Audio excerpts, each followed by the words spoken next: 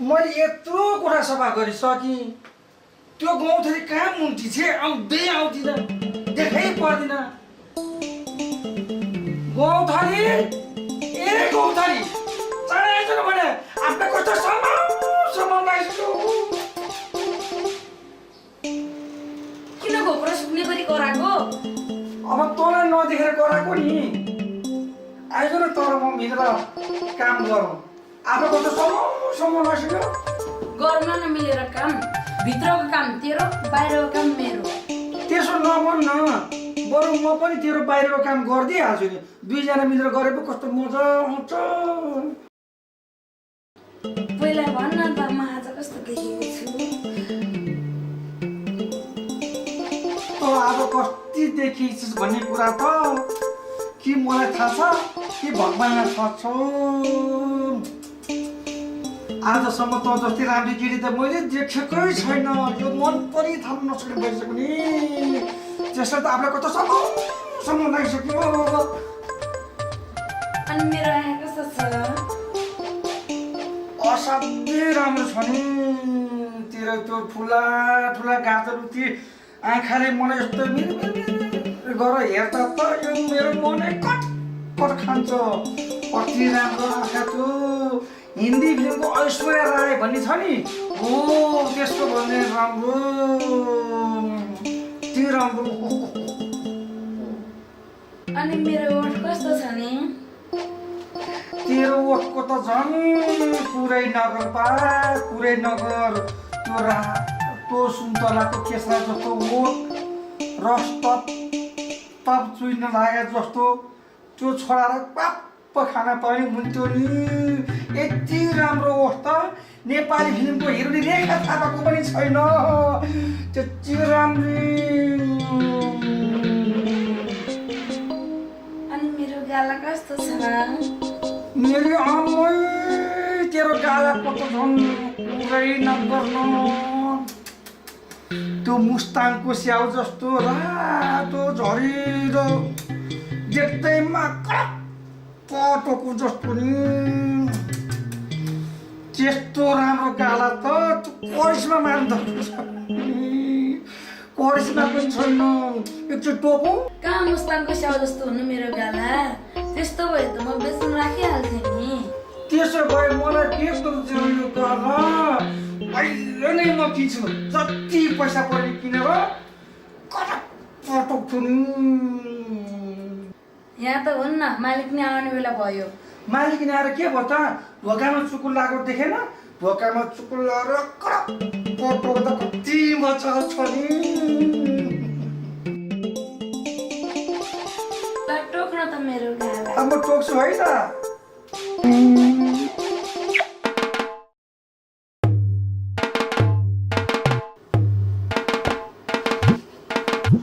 ए बैकुनी ढोक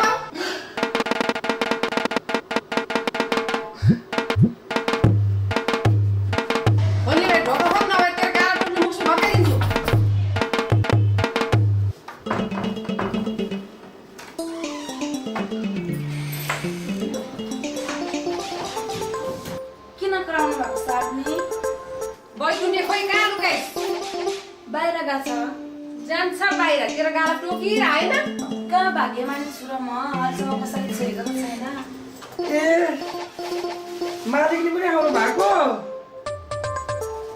होइन बजिया त्यो कोठा सफा नगरेर कहाँ मुन्टिया थिए हेर खोल सर्दीमा मुटु गएको थिएँ नि।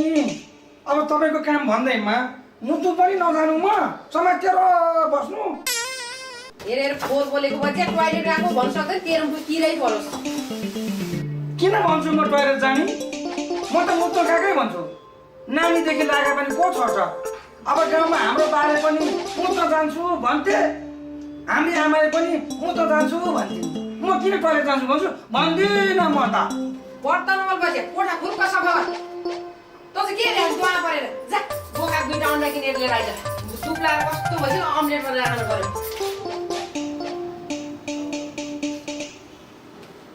बल्ल गइदियो।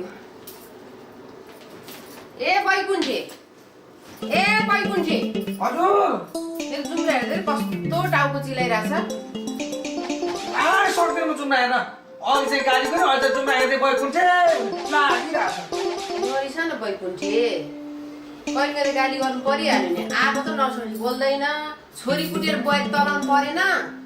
ए हो र? अनि तपाईँको जुम्रा साथै हेरिदिनु हुन्न र? तेरो साथले मेरो जुम्रा के हेर्थ्यो? मन त हेर्दैन। साथले हजुरको मन पनि हेर्नुहुन्न रे? बिचारा के गर्यो, यत्तिका वर्ष भइसक्यो मन पनि नहेरेको। तपाईँको कुरा सुन्दा त मलाई कस्तो समाउ लागिसक्यो भनेर भन्न पनि नहुने।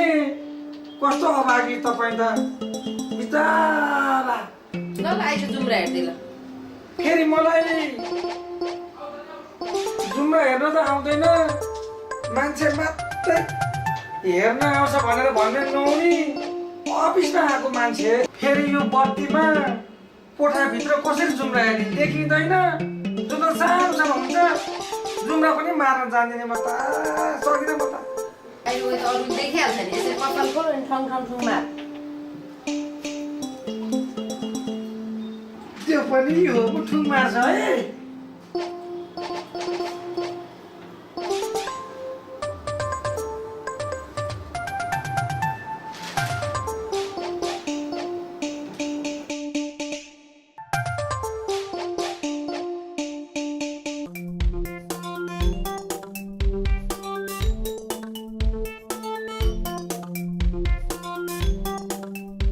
डेरावाला पिरटी नबिर्सु है पार्वती, यो उमेरमा तिमी कति मोटी।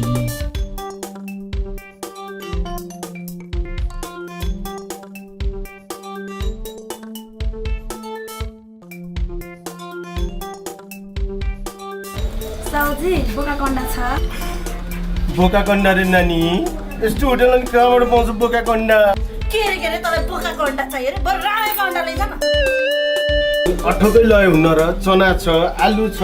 हुन्न, मलाई त बोकाको अन्डै चाहिन्छ। नानी बोकाको अन्डा चाहिने भए त मासु पसलमा पो जानुपर्छ त। कहाँ यहाँ पाउँछ त? मासु पसलमै जाऊ। के रे? मेरो मतलब के लय हुन्न र? बोकाको अन्डा नभए बोकेको अन्डा त होला नि। अब बोकाको अन्डा नभएपछि बोकेको अन्डा पनि त हुँदैन नि नानी। तपाईँसितै अन्डा छ नि, मैले त देखिसकेँ। नचाहिने कुरो नगर न नानी, मलाई कस्तो लाज लाग्छ। के को नचाहिने कुरा र? ऊ त्यो अन्डा होइन र?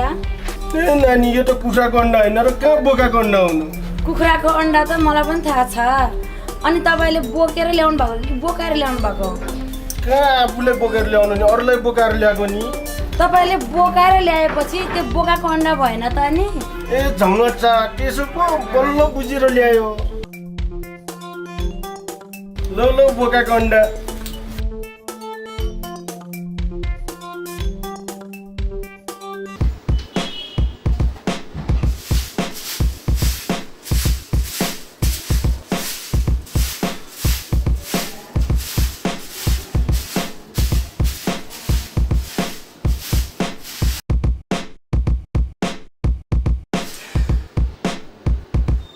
कसलाई खोज्नु भएको? अमित सरलाई। बस न।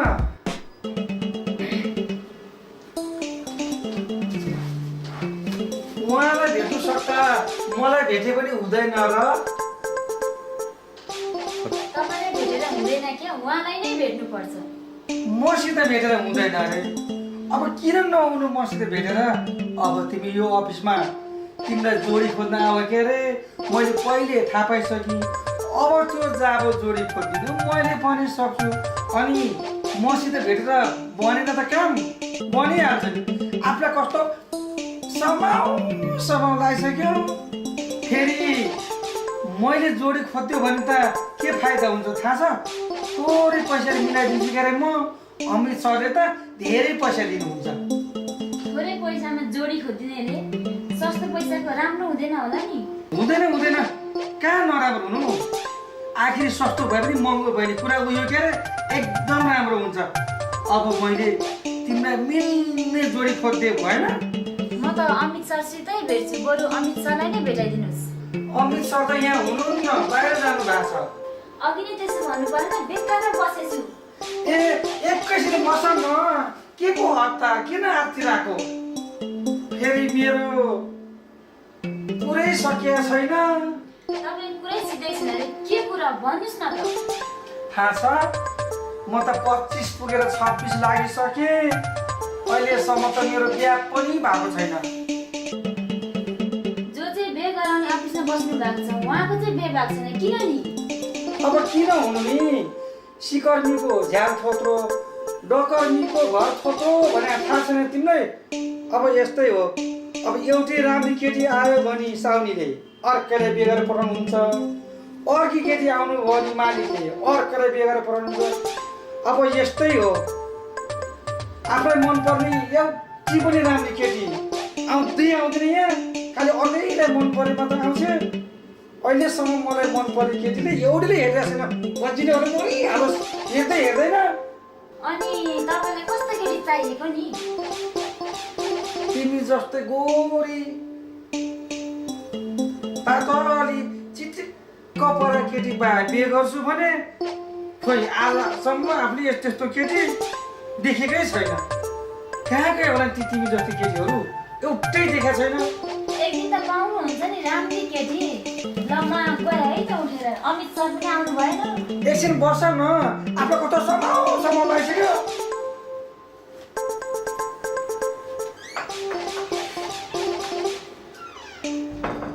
हे भगवान मलाई यही केटी मिलाइदियो न प्रभु हे गुरु गणेश हे देवी हे माता हे पशुपतिनाथ हे गुरु गणेश म 108 लड्डु चढाउँछु बरु 109 लड्डु चढाउँछु बरु हे प्रभु हे गुरु गणेश मलाई केटी मिलाइदियो न कति मात्रै राम्रो आफ्नो कस्तो समाउ लागिसक्यो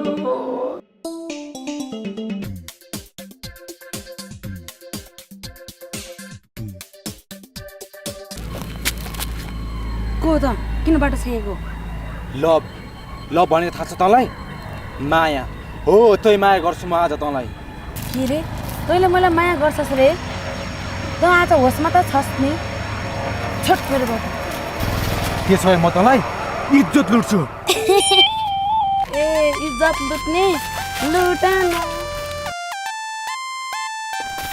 म तेरो जिन्दगी बदल पारिदिन्छु कसैले देख्न नहुने बनाइदिन्छु चिपी बनाउन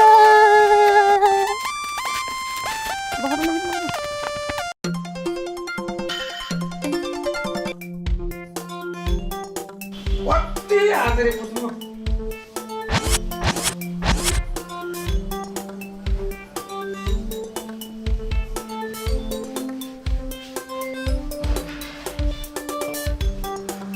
दाइ मलाई बजाउनुहोस् दाइ मलाई साँडे हानेर मान्छे बजाउनुहोस् दाइ मलाई साँडे खोइ कहाँ यहाँ साँडे यो अफिसमा त साँड त के बोका पनि आउँदैन बोका तपाईँलाई विश्वास लागेन दाइ त्यो हेर्दै डर लाग्थ्यो साँडे जस्तै केटी यदि आउँदैछ भेटायो भने तपाईँलाई होइन तिमीले त्यस्तो टोकुना चाहिँ गरी खाउना चाहिँ झम्किने गरी के चाहिँ गराएको थियो र त्यस्तो आफ्नो त इज्जत लुट्ने बानी अलिकति इज्जत लुट्यो कि भनेको नसोधी पो लगाउन थाल्छ तिमी डराउनु पर्दैन किन डराउँछ तिमी यदि त्यो केटी यहाँ आए भने पनि केही गर्न सक्दिन यदि गर्नलाई भने पनि म ठिक पारिहाल्छु नि त्यसलाई रे कसलाई ठिक पार्ने रे यसले मेरो इज्जत लुट्नु खोज्यो यहाँ पो छ यो ए मेरी गौथरीको इज्जत खोजेको छैन पख यहाँ डोरी राखेको छ यहाँ पख गौथी सम्मा तेरो बाउ आएगा सम्मा गउँछैसम्म के गरेको यो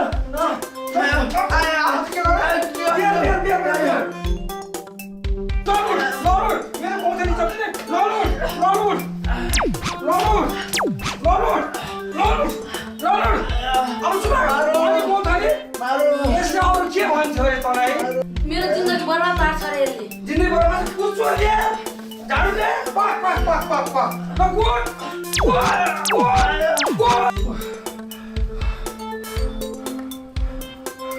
म त यसलाई कुर्ता थाकेको आउँछ नि एकचोटि मुचेर आउँछु त कुचोले ड्याम पिटाइ म थाक्यो त नथाक्ने के थाक्यो कुट्न थाल म गएँ कुट्न थाल तिमीहरूले यो चिबेलाई धेरै कुट्यो तर पनि रिस उठेको थिएन तर अब यो चिबेलाई रिस उठ्यो धेरै रिस उठ्यो मुन्नेर राखिदिन्छु तैँले मलाई उनीहरू राख्ने म माथि हुँ र लौका